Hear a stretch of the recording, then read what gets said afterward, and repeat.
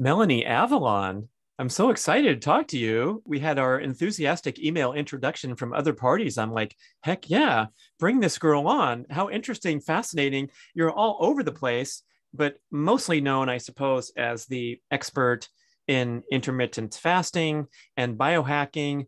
Listeners, this girl is a powerhouse. She's got two podcasts, right? The Melanie Avalon intermittent, no, the intermittent fasting podcast and the Melanie Avalon biohacking podcast. So push pause for a second, go subscribe to both of those shows. And now we get her directly to hear what's all about. Thank you so much for joining me.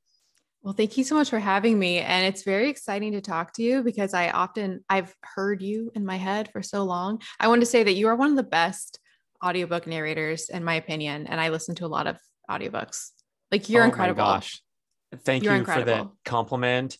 I'm gonna like excerpt your little quip there and send it to the audio engineers who look at me through the glass going, dude, what the F are you doing? None of these words are on the script. What are you talking about? Because I figure if you're gonna download an audiobook, I know you can read the exact book. I'm not going to be a robot and read it. Anyone can do that. So I have a tendency in the studio to go, you get what I'm saying here, people? It's kind of like when you're driving to McDonald's, like, I'm just making something up. And then I go, okay, back to the script. Here we go. It's hard to stick to the script in life sometimes.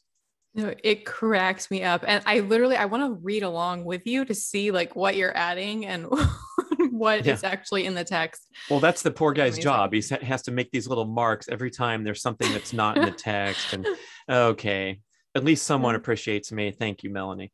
I do. I do. You're amazing. So So, thank you so much for having me. yeah, let's do like a little intro because I want to know how you got into those health specialties, and you also have this Hollywood career going in parallel. So, and then how you escaped from, I forget where it was in the South, and you jumped right into fast-paced academic and personal life. So let's get a little background.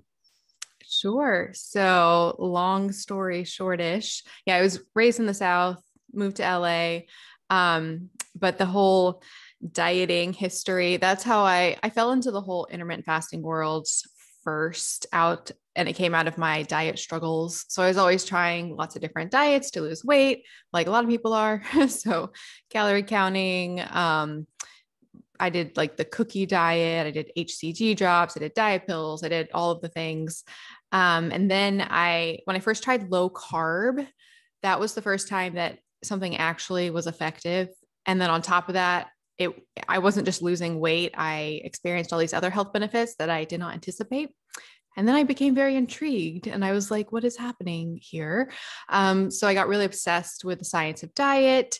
And I first tried intermittent fasting as also an experiment. I was going to try it for 1 week, and this was about a decade ago. And I just never stopped because it was like that incredible. I started right from the get-go with the 1 meal a day approach. So I just was like, I'm not going to eat all day and then I'll eat a huge dinner. And and here we are now, like 10 years later. And then the third part of my dietary triad, I guess, was I found the Paleo Diet after reading Rob Wolf's book, The Paleo Solution.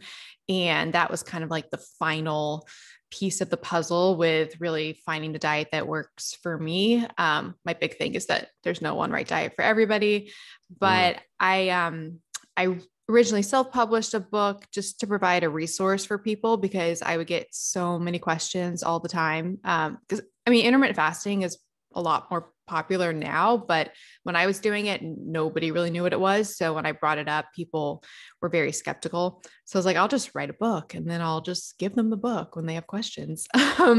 So that was that. And then I started the podcast. I started the Intermittent Fasting podcast with my co-host, and she also had a book about intermittent fasting. So that was a great way to really like get out there. And ultimately started the Melanie Avalon Biohacking podcast because I started going on all the tangent health rabbit holes after having my own health challenges. And I just wanted a platform to, all these books that I'm reading anyways, bring that to more people and interview the authors. And it's really wonderful. I'm really happy with everything.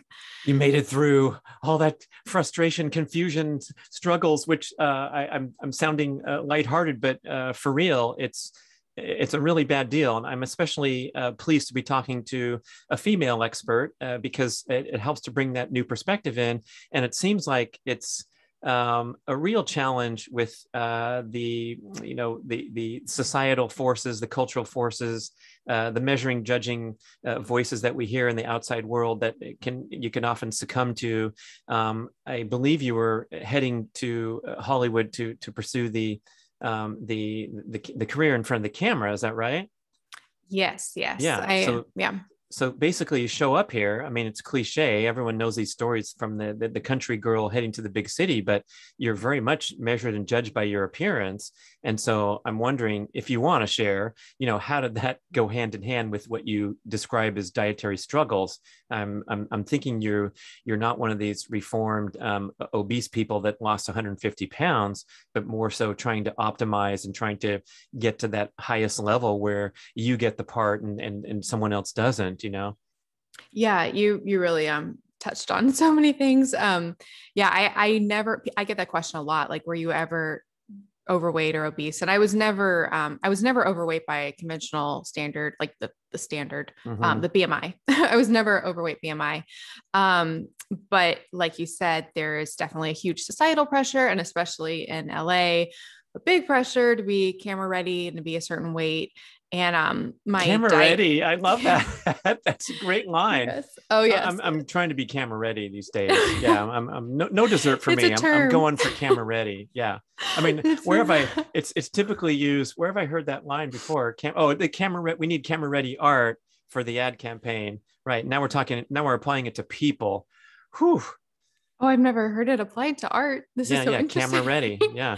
Yeah. Camera ready. So, to be camera ready, I honestly, all of those diets really were in pursuit of the camera readiness, and they were very restrictive and not fulfilling. And when I starting low carb and then starting intermittent fasting was just so eye-opening, because I finally could eat without restriction and not have all of that restrictive behavior, but still, I mean, made massive improvements in how I perceived my body. And I'm very much obsessed with the concept of body image, and because I know right now there's the whole health at any size, and I'm really intrigued by it, because I wish is it health at any size? I wish instead that it was like love yourself at any size instead, because I think a lot of people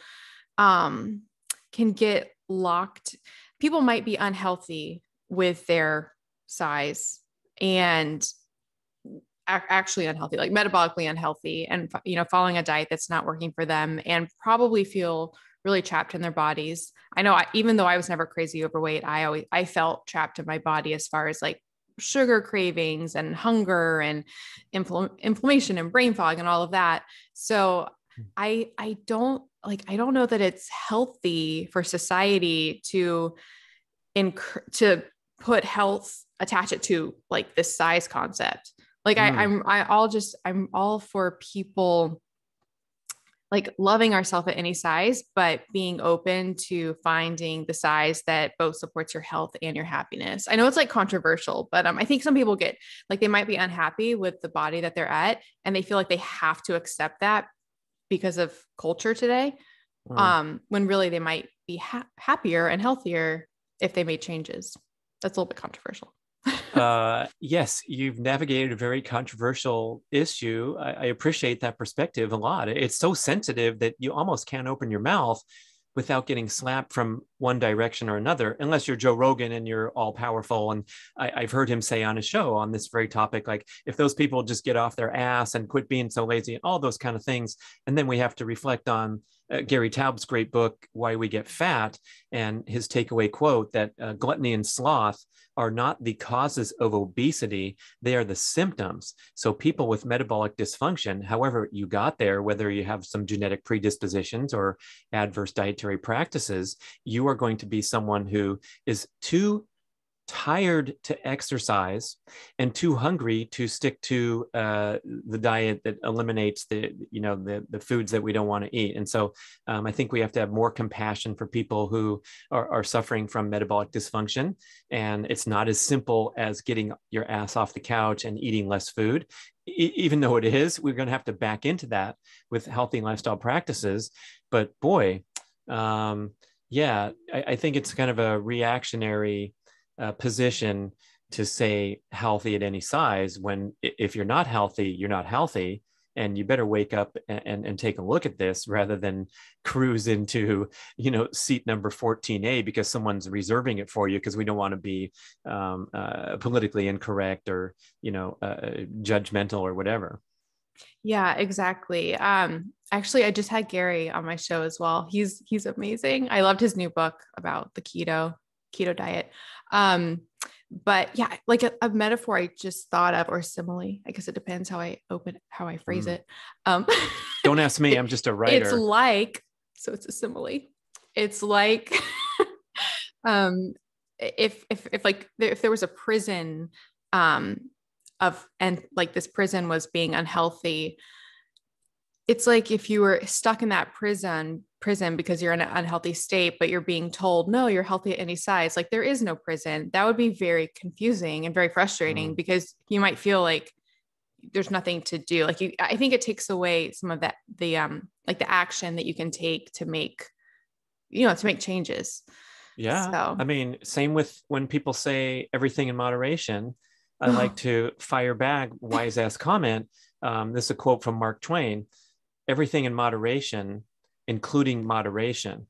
And when it comes to our eating choices, because we're bombarded with such garbage and such corporate propaganda and misleading advertising and all those things, we can't have a moderate approach to healthy eating. Otherwise, we're going to succumb and we're going to go into disease patterns that have touched and ruined so many people's lives and touched all of our lives. And so it's like, no, I have an extreme approach to my food choices because I have to navigate through all this poisonous, toxic shit that a lot of people are saying it's okay to eat or encouraging us to eat. So yeah, everything in moderation is going to get squashed. And I believe that, there's a way to approach this issue in a sensitive way where maybe people can, benefit from getting off their ass a little more and listening to Joe Rogan with, a little bit of grain of salt. But boy, we make good points here that, don't give up if you're thinking along those terms.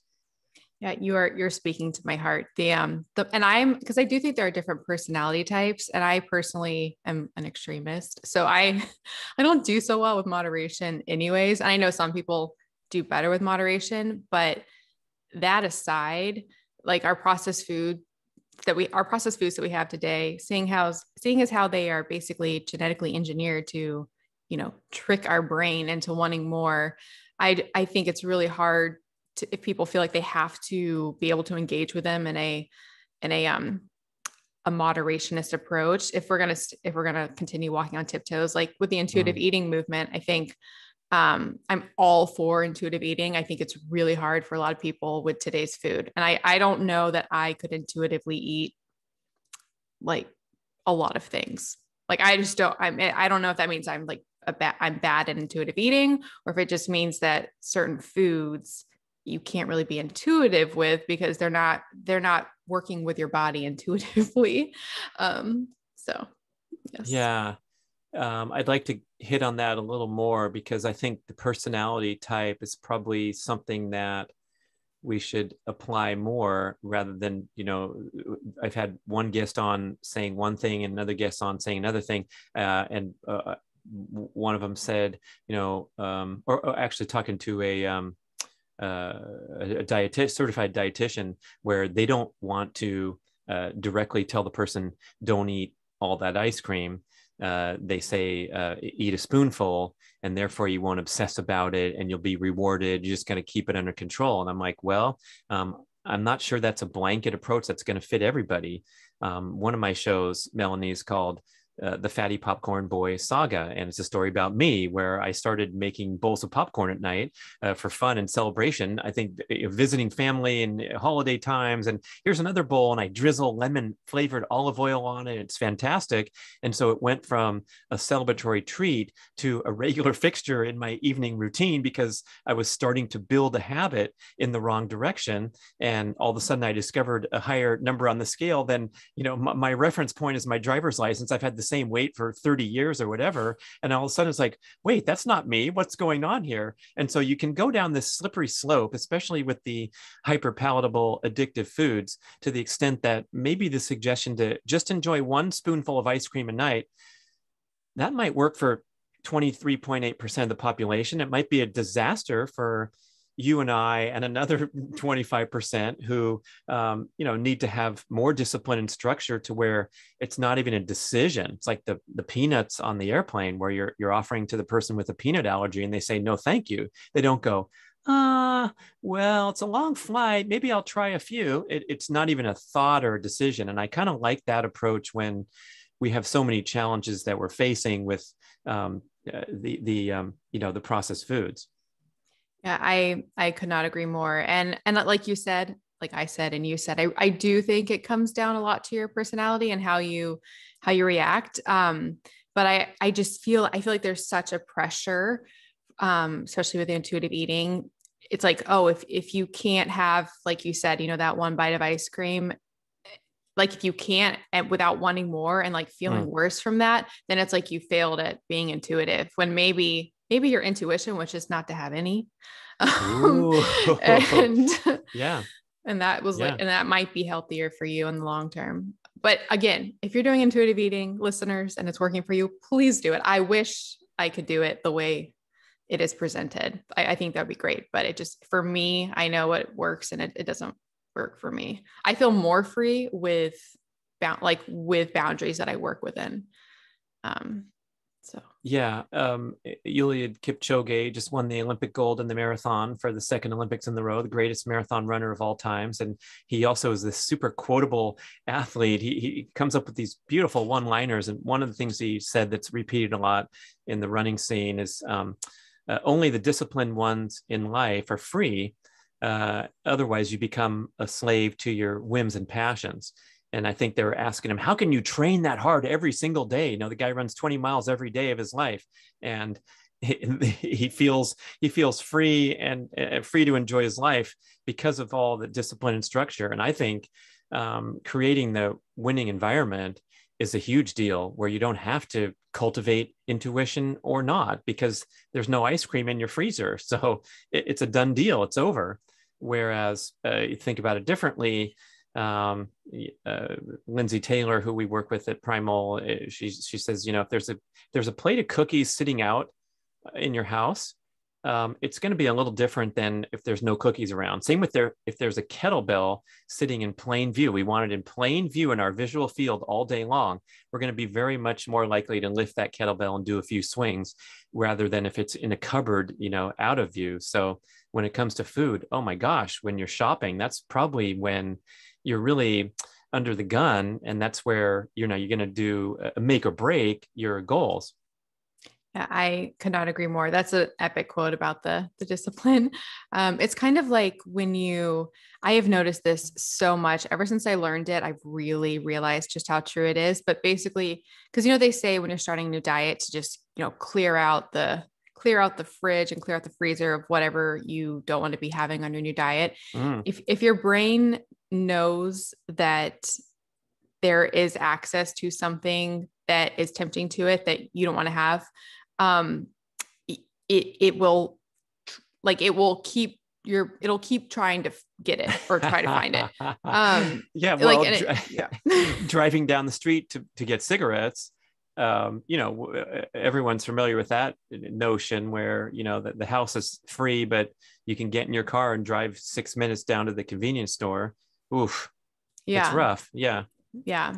But even just like having something in your cupboard that you don't have on your plan, as long as it's there, your brain will most likely, try to find a way to get it. And I'm just not I'm for setting up your environment and your life to work with your willpower and not drain it during the day.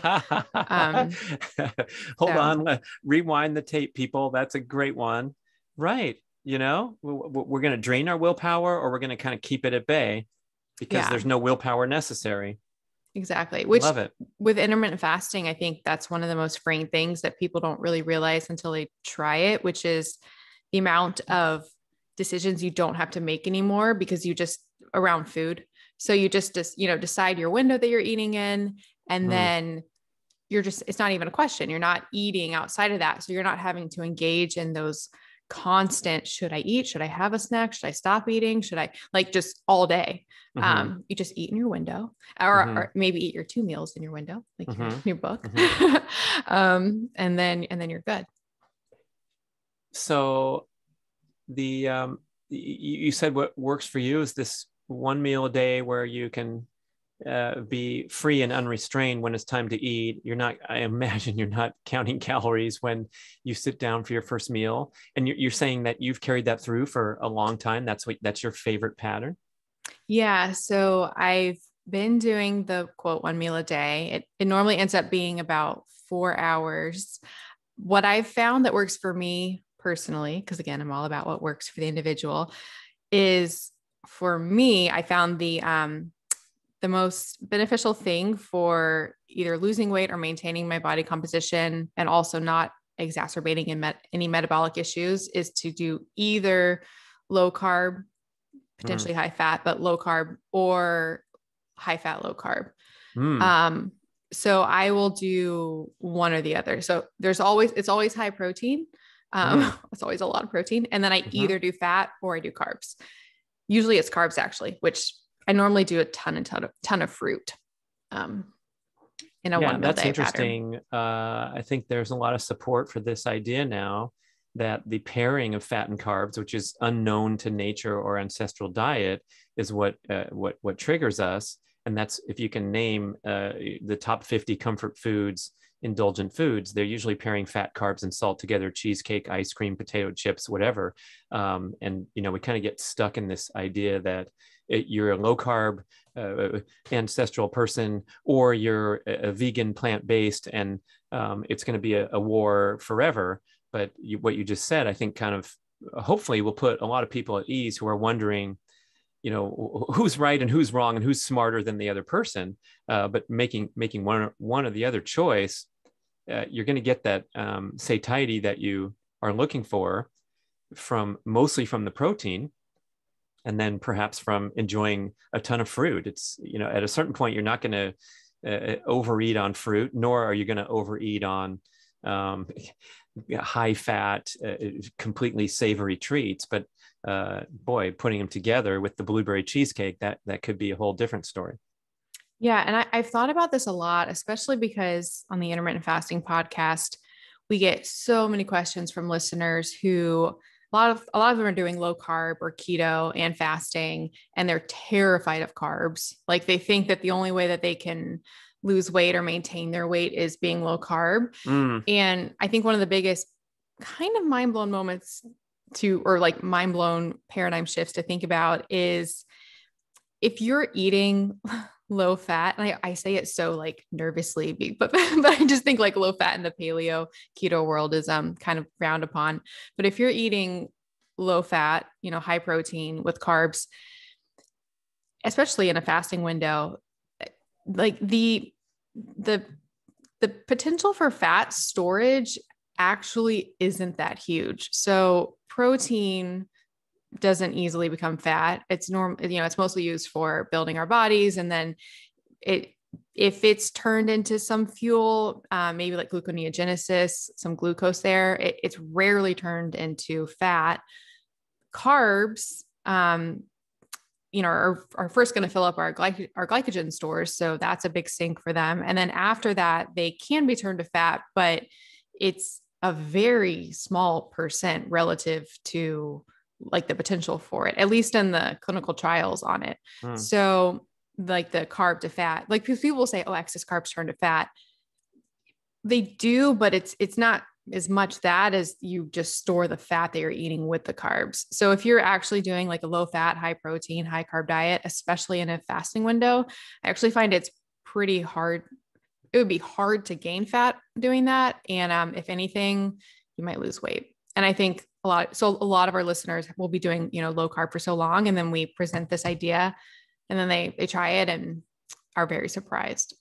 They're very surprised at the results. I mean, mm-hmm. the good results. Yeah. Yeah. This is pretty heavy stuff, Melanie. You're on the cutting edge here. And I'm wondering if there's anyone out there who's recoiling a little from this crazy idea that a high carbs are not going to be stored as fat. I think it's a good time now to open up the umbrella that covers everything over here, really nicely described by Dr. Herman Poncer in his new book, Burn. And I had a couple interviews with him. The second interview being a full-length devil's advocate, hammering on this guy to make sure he knew what he was talking about. It's, look, this is my life's work, people. The science doesn't lie. We know how many calories people burn. But the amazing takeaway insight from his life's work, his research, Duke University evolutionary anthropologist, is that human calorie burning is constrained. We burn around the same number of calories each day, whether we exercise or not, end quote. And so if that's the case, then whatever calories you eat, it really is whether you're going to eat more or burn more and eat too much. And whether it's carbs or fat is completely irrelevant. And he mentioned this guy on the Twinkie diet. I don't know if you've heard of that, but he was an actual scientist guy who said, here's how much I weigh, and here's how many Twinkies I'm going to eat. And he, recorded everything, and he lost a ton of weight because he only ate 4 Twinkies a day. And so he had this caloric deficit, not saying it's healthy, not saying it's recommended, but it does put into light or kind of negate some of this crazy, hip commentary that there's a way to hack this that's away from actual metabolic science. And so what you're saying is accurate, period. And if you don't like that, people, maybe try eating in a narrow eating window and having a bunch of fruit, and you'd be surprised at your results. Well, actually, can I tell you what I think is also related to this? What I think is one of the other most mind-blowing things and misconceptions in the low carb world about Bring all it, of this. girl. So people often in the low carb world think, we know that fat doesn't elicit a huge insulin response. So the thought from that is, okay, fat doesn't release insulin, so I can have a lot of fat and I won't gain weight from it. When really, I think the reason it doesn't elicit a huge insulin response is because it is so easily stored without insulin. So the complete opposite takeaway that you could have extracted from this fact is that eating fat is actually very easily stored as fat, not the opposite. And I just think that's one of the like biggest paradigm shifts for low carb, the low carb world. Dr. Kate Shanahan says that anything you eat will elicit some insulin response. We know that protein stimulates insulin and also stimulates glucagon, so you don't have the insulin spike as much as eating straight carbs. But even a snack that's high in fat is going to shut off the burning of stored body fat, stimulate an insulin response. And then what are you going to do with those calories? Maybe you'll burn them, but like you say, fatty acids are in good molecular shape to go right into storage, convert into triglycerides. So now we're kind of getting drifting over with the conversation into this idea of intermittent fasting as being as important, maybe more important than nitpicking your macros and pricking your finger until you get scar tissue about how your ketone levels are. Just quit eating so freaking frequently and snacking all day long. So I'm going to tee you up in that direction to go deeper into this intermittent fasting concept. Yeah, sure. So intermittent fasting, I think it gets rid of all of the issues, so if you're eating all throughout the day, there's you have to have this whole dialogue of insulin release and am I fat storing? Am I fat releasing? what is my meal doing? Intermittent fasting just like short circuits, just goes all straight around that, because once you do enter the fasted state, I mean, there is no other option. You have to pull fuel from somewhere. So, and that can seem like an extremist approach to things, but as you know, and probably a lot of listeners know, because you do enter a fat burning state and potentially a ketogenic state, you are filled with fuel from within. So you're not hungry, or you shouldn't be once you adjust to it. So, yeah. And I've actually thought, and tying it back into what we were saying about the different macronutrients, I've thought about this a lot, and it's an interesting dichotomy to picture or to paint. And I'm not sure if I can articulate it, but I think about this a lot. So if you are on a low carb diet, you're keeping insulin low. So it's going to be very easy, or it's going to be easy to release your fat stores. So it's pretty easy to burn fat. But then, as mentioned, with the fat storage potential of fat, and fat being a really easy macronutrient to store, I think it's actually at the same time very, very easy to store fat from your meals, because fat is easily stored. So easy to burn fat, but also easy to store fat. On the flip side, with like a high carb diet, a high carb, low fat diet coupled with fasting, so it's going to be less easy to burn fat, because because of the carbs keeping your storage in storage. But then when you eat, as we mentioned with those macros, it's actually unlikely to store fat from it. So you have a situation now where maybe it's less likely to burn fat, but also less likely to store fat. I don't know if this is a dichotomy worth contemplating, but I actually contemplate it a lot. And I think you can get the best of both worlds by either doing low carb, but not going super, if you're wanting to lose weight, going low carb, but not going super crazy high fat. So now you're in the fat burning mode, but you don't have to worry as much about the fat storage from the fat. Or with the high carb, low fat approach, you're not going to easily store fat from eating. So coupling it with fasting, now you're getting your fat burning potential from there. So that's why I think that the fasting for a lot of people, the higher carb approach can actually work pretty well. Higher carb, lower fat. So it was meandery. I think about this a lot, though. Yeah, there are a couple of follow-ups. And one of them is that we weather a fair amount of opposition from the female voice, that the fasting can be a little trouble, or the intermittent, the window, due to female hormonal patterns, striving for reproductive fitness, our number one biological drive, especially fit females. And so I've seen some direct commentary saying, don't try this if you're a fit female. I wonder if you've kind of been hit with some of those objections to the recommendation to spend a lot of time fasted. Yes, a lot of questions. So I'm really, and first of all, not a doctor. I'm very much about. So that means you know a lot about nutrition, I guess. Very funny. No offense, doctors, but did you get any training in nutrition? Not necessarily would be the correct answer. And some actresses don't know shit about nutrition, and some of them know a lot because they study it. So I think I like to put a little commercial in here for the idea that, we're looking at people's credentials constantly, or trying to grab onto something that make them seem like an authority. And when it comes to athletics or fitness, I like people who have been there and done that. So some guy on a YouTube video or gal who's got a six pack, they probably know what they're doing in some way because they're doing it in their own life.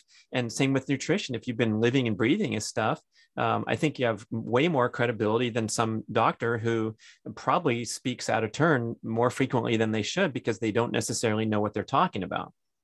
Yeah, I'm all for empowering people to, take things into their own hands. And like Google Scholar is like my favorite thing in the world. I just love, like, you can read all of the studies that the same things that the doctors would be reading. You can read it. And then you can implement things in your life and see how they actually manifest. So yes, we are on the same page there.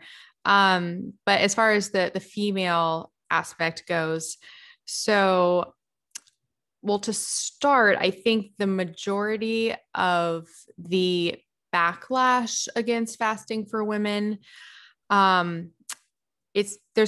not a lot of clinical literature in human females showing the issues. So, the majority of the studies showing problems with females specifically in fasting are conducted in rodents. And one of the biggest problems in my opinion for why this is problematic is fasting in a rodent is so a 24-hour fast in a rodent is the equivalent of days and days and days in a human. So all of these studies looking at, 24-hour fast in a rodent, that's like fasting for days. And the rodent reproductive cycle is much more sensitive to restriction and dietary fluctuations than a human. So I don't know how much of the information from the rodent studies we can extrapolate to female women. The studies that do look at women and fasting often find a lot of really good effects for women, even things hormonal like PCOS and things like that. Granted, most of them are in women that are overweight. And I think where the issue comes in, because I do think an issue very easily comes in with women and fasting. So I was building all that up, not to say, fasting is completely fine for women all the time. I actually don't think that. I don't think fasting by itself is necessarily restrictive, but I think it can easily become restrictive if you make it so.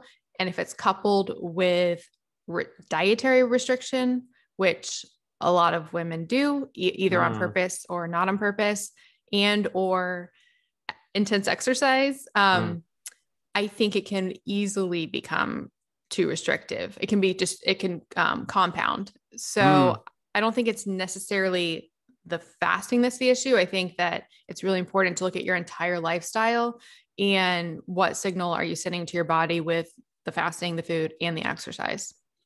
Ooh, I like that little throw in at the end. Yes. If you're training like an idiot doing CrossFit 5 days a week, you're going to go onto the internet and start criticizing fasting. But we got to go look at everything for sure. Yeah. And in fact, I guess I should pose this as a question to you during the Ask Melanie section of the show. But I like this idea of personal experimentation, and I do a lot of it myself. So I can't be pigeonholed into this is how I eat every single day. I'm on the 16-8 pattern forever. So things change. And I kind of adding up these compounding, like you call it, where I'm trying to do these super ambitious sprinting and jumping workouts that are really strenuous. So that's one, if you're counting. Number two, I'm in the older age groups now, which I kind of refuse to believe, but then I acknowledge when I get home and feel fried after pushing myself too hard in the workout. So I'm in the older age group. I'm trying to do crazy workouts, and I eat really cleanly. I don't, mess around with overeating and whatnot. So perhaps my carbohydrate intake is on the low side, and my caloric intake is on the optimal side. But at times, if you're talking about fasting window, eating the cleanest foods, the most calorically efficient foods, and trying to do crazy stuff and being older age group, my insight at one point was like, what if I came home and stuffed the blender full of an incredible smoothie with all kinds of calories, carbs, protein, fat, whatever it is, in the interest of recovering? And so maybe there's not too many people in this category that have too many stress factors, because we know that fasting is a stressor in itself, and the body has to kick in stress hormones into the bloodstream to liberate energy into the bloodstream and all that great stuff.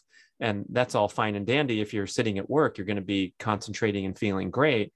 But what about when you're, I don't know, in a stressful 16-hour movie shoot where you're maybe not going hand in hand with not eating any food? Yeah. I mean, it's such a difference in the context, because, people, I love what you said, like people who are, doing, which is amazing, but doing like really, really intense CrossFit, every single day. I think for them, fasting very likely a lot of the time might be too stressful. It does not mean that fasting by itself equates restriction, like like over restriction. Mm. So I think it's when you move from restriction to over restriction. Mm-hmm. So, Yeah. and then I was going to say, I do think women, so, cause men could be over restrictive as well. Obviously, like you were just talking about. I do think that said, when you hit that over restrictive, paradigm or like way of being, that women's bodies are more sensitive to it hormonally. So message to the females listening who are at their optimal body composition. Are they in a different category, decision-making category, or something where we don't want to get lower than necessary body fat and throw off reproductive function or other downstream thyroid? Everyone talks about the thyroid slowing down. What do you think about that? So like, so is the question, like, if you're optimal, is it safe to fast, or does fasting, like, I think if you're at your, the body that you want to be at, you want to maintain, it's optimal, you can, yes, you can 100% find a fasting window that works for you. And if it's a situation, which might be a small one. I mean, it might be 12 hours, right? Right. So it might be, you might need a longer window. You might need to eat more in a shorter window. Like, I'm not actively losing weight. I just maintain my weight. I still eat usually, and have been eating like a 4-hour window, but I eat a lot in that window. So you really just have to look at yourself. If the question is there a body composition where you just can't fast? I mean, I think if you're underweight to the point of being like where you actively need to gain weight, that might be an exception. Sure. It also seems like if you are carrying excess body fat, you're frustrated with your past efforts to remove that excess body fat.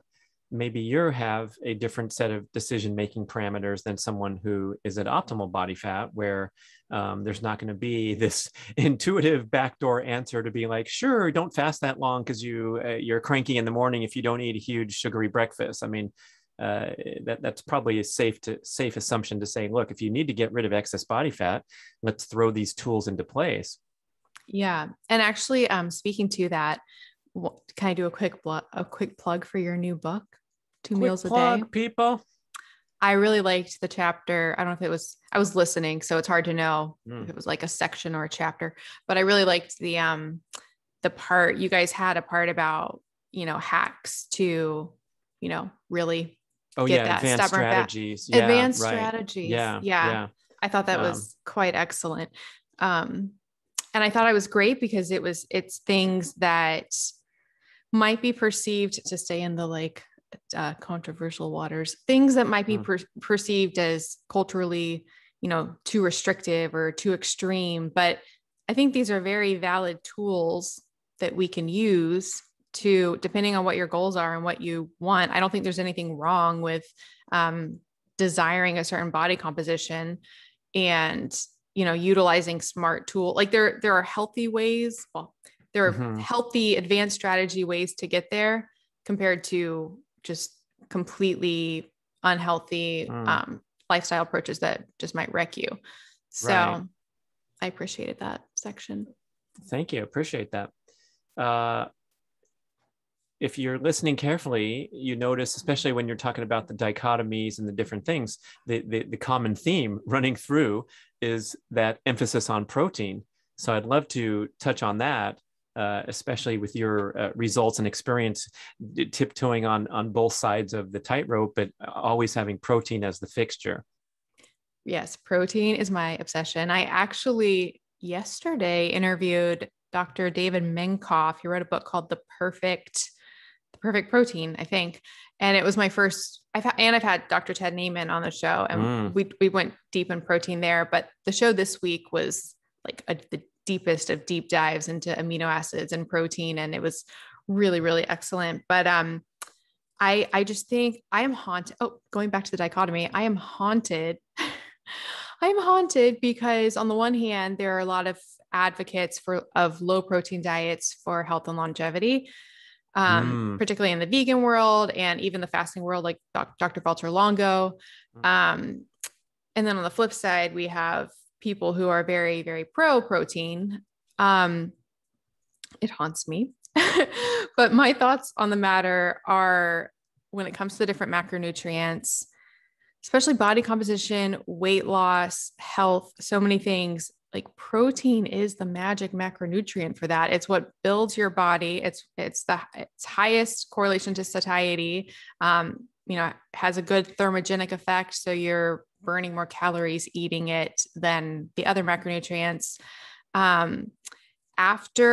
So lower protein intakes are correlated to longevity up until a certain age, but then once you hit a certain age, that correlation disappears and you actually need higher protein intakes, which I think is very telling for the role that it's doing in our bodies. So especially since when our bodies are aging, the fact that we now need more protein, I think is pretty telling. But I do think that, diets aside, focusing on protein is, in my opinion, probably the place to focus.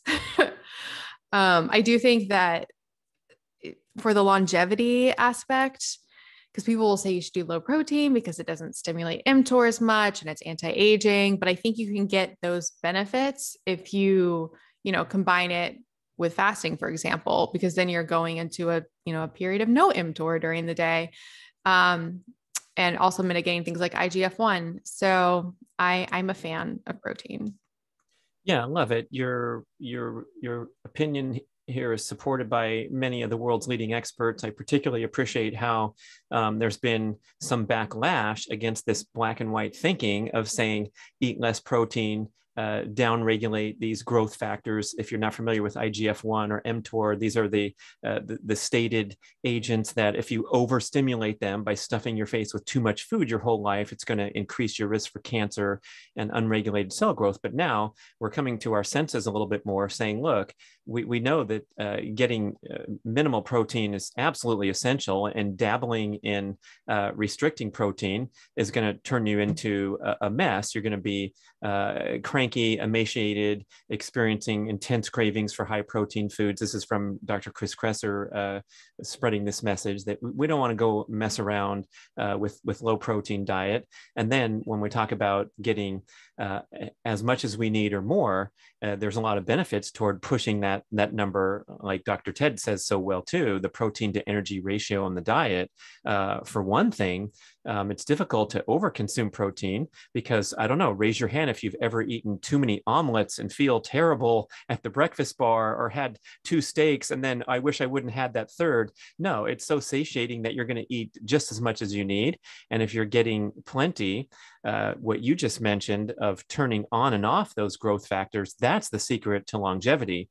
You can listen to Dr. Peter Attia go deep on this matter, but mTOR and IGF-1 are not all the way around bad guys, nor is insulin. And this is what helps us preserve muscle mass. I took a great quote from Rob Wolf interview where he said, hey, if you want to live longer, it's looking now that you want to lift more weights and eat more protein, rather than walk around weak and emaciated. And people tease, the long-term vegans of looking like they're shriveled up and about to blow away in the wind. I don't need to be, dramatic here, but this is a big one for many people who are maybe feeling a little confused about people, blanket statement that you don't want to eat too much protein or big dangers occur. Oh, and finally, since I'm rambling so long, Melanie's having a lunch over there, a high protein thing, but the thermic effect of protein has been measured at 25%, which means 25% of the protein calories you consume go toward digesting that protein.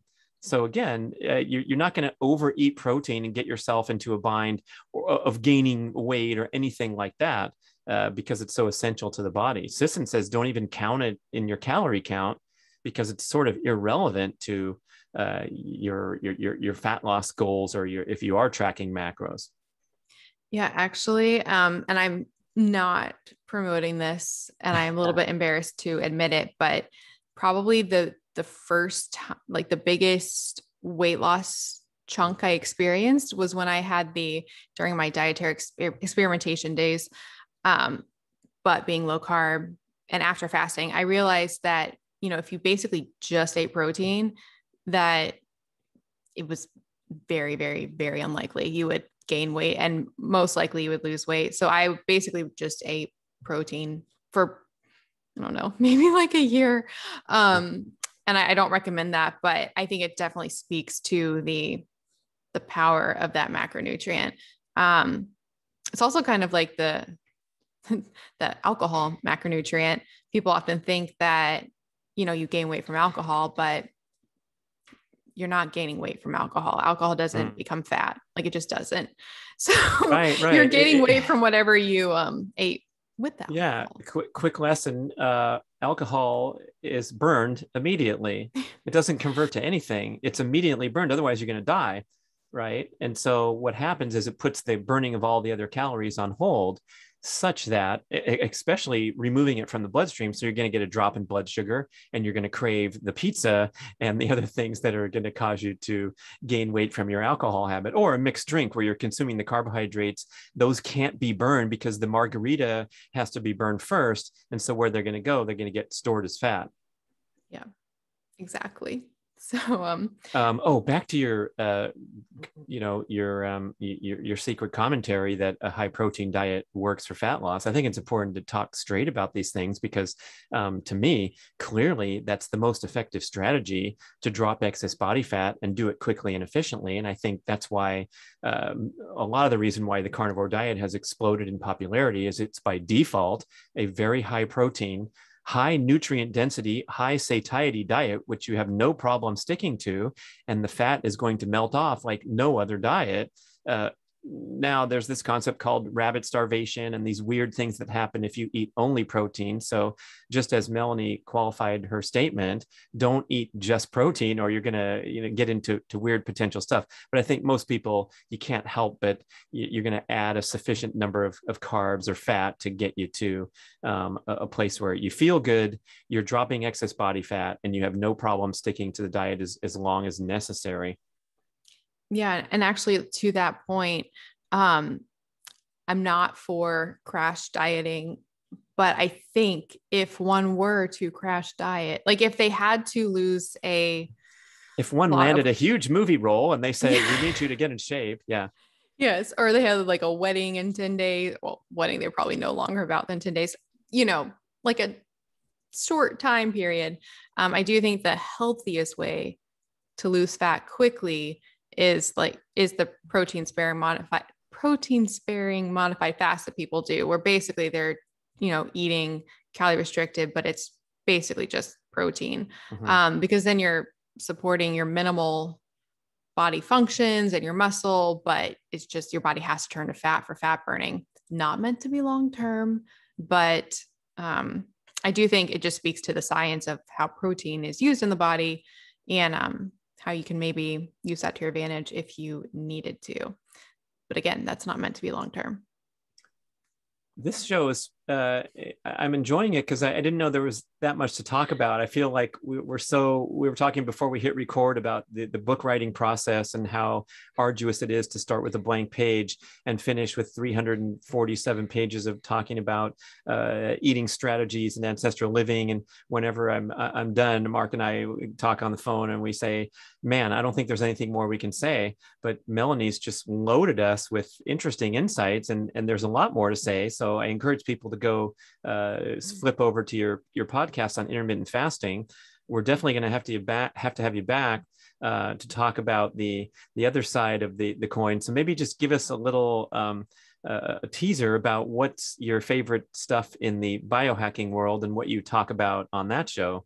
Oh goodness. So the biohacking world is the rabbit holes of rabbit holes of rabbit holes, but it's basically all of the technologies, supplements, lifestyle things that you can do in your daily life to upgrade your body's performance. I actually think it's using modern technology to return to what we once were so it's like, it's like using technology to tackle your light exposure. So blue light blocking glasses, red light therapy, making our modern homeostatic environment actually more difficult. So doing cryotherapy or saunas, it can even go as crazy. My recent obsessions, this whole time I've been drinking deuterium depleted water. That is a rabbit hole to go on. It's either like the most important thing ever or not, but I think it might be the most important thing ever. Mitigating EMF, using different modalities for like meditation. So rather than just normal meditation, it might be like, Wim Hof breathing or meditation devices like Muse, or I got this device called Core that you hold in your hands and it vibrates. It's basically, all of the crazy things that you can do in your daily life to hopefully enhance your experience of life, make you feel healthier. And like I mentioned, really just combating our modern environment, because our modern environment is just not ideal, not ideal. Well said. I like that. And I like going back to the basics, lest anyone get confused or overwhelmed. And so before you go into your red light box or your sauna or your chest freezer, let's make sure that like these big picture items that are so easy to just transition away from, but we're still blasting our eyeballs, with light late at night. Maybe reading an interesting article about the benefits of red light therapy for mitochondria. But in my own personal life, I'm really trying to if I can just put some rules into place that give me a fighting chance to go pursuing rabbit hole optimization things, that's what's fun. And I know you and I are both fans of people like Ben Greenfield and Peter Attia and people pushing out on the cutting edge. But when I interact with real people, like my buddies from high school, and we're talking about this or that, and someone sticks a plate of nachos in my face, says, Brad, is this healthy or not? Yes or no? They want like a quick answer and just things to carry with them so they can at least have a fighting chance. And so I'm really thinking we don't want to skip over any of those steps. But then, oh my gosh, isn't it fun and exciting to, address all these different ways? And I've never quite heard it put that way where, we think about this concept of becoming superhuman and having incredible energy, but it's really like all you want us to do is get back to general baseline human expectation rather than being a sorry ass modern human that's getting bombarded with all this stuff that's compromising our energy. Yeah, I just think we as human beings, like we have all of the potential and the energy and the joy and the love all inside of us. It's just very much hampered and dampened by our chronic lifestyle today. So just starting there, undoing what has been done, it can take you to a huge, incredible place. Dave Rossi, my good friend, frequent podcast guest, author of The Imperative Habit, very spiritual guy, teaches a meditation course online. And you know what his secret is for happiness? I do not. Get rid of all the stuff that makes you unhappy. And what you have left is this inherent happiness. It's a great concept. Oh, I love that. That's beautiful. Yeah, it's like Dorothy. It was always in your own backyard. All along. Oh yeah. Or The Alchemist, Paulo Coelho's best-selling book, right? Yeah. Melanie Avalon, killing it. People, go listen to Intermittent Fasting podcasts. Listen to the Melanie Avalon Biohacking podcast. I appreciate you spending time with us. We got way more than we bargained for. It was hard hitting, heavy hitting. We're going to have to listen to this at 1.0 speed instead of the usual 1.5 or the 1.75 speed because there are so many insights to pull out, and it was always interesting. Well, thank you so much for having me, Brad. I've been such a fan of your work for so long. So this is just like the biggest honor ever. And you are just, I've just, barely met you, but you just have the most amazing spirit. It comes across in your work, your podcast, your books, everything. You're doing incredible things. So I'm honored to be here. Thank you, Melanie. Thanks for listening, everybody. Da, da, da, da, da, da.